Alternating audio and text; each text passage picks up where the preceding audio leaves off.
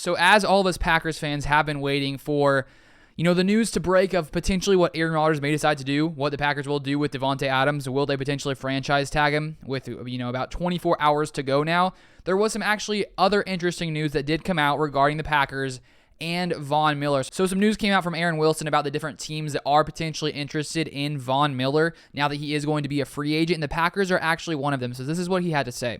He says, while there's strong mutual interest between Miller and the Rams, sources emphasize that he'll also explore the market once free agency begins.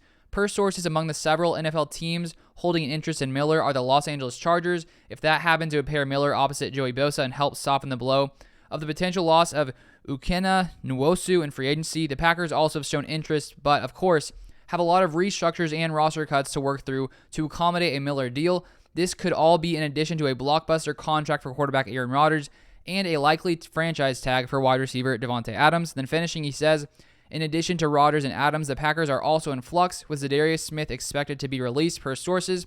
Additionally, the NFC North franchise is working on a contract extension for Preston Smith, according to sources. The Denver Broncos, Miller's former team that traded him last season to the Rams, are also interested. A reunion isn't necessarily Miller's first choice in free agency, though, per a source. But then Von Miller did come out later today and tweet this: I kind of want that old thing back, 5280. And 5280 is like the elevation of Denver. And he also put in his Twitter bio a picture of him in his Broncos jersey. So it sort of seems like Von Miller may be wanting to go back to Denver.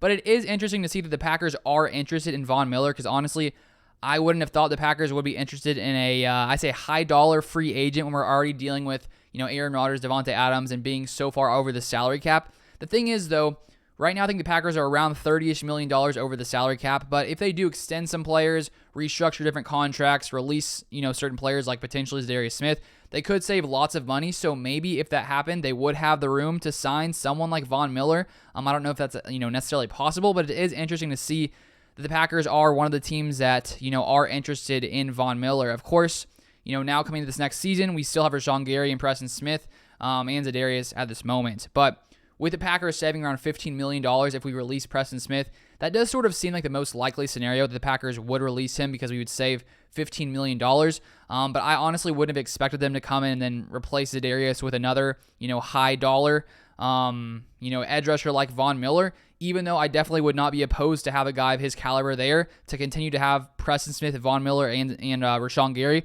Would definitely be a very, very scary defensive line for the Packers. So I'm all for it if the Packers can find a way to make it work with the money, because as we know, they can do lots of different things with the contracts or restructures to free up money. So maybe this is a possibility.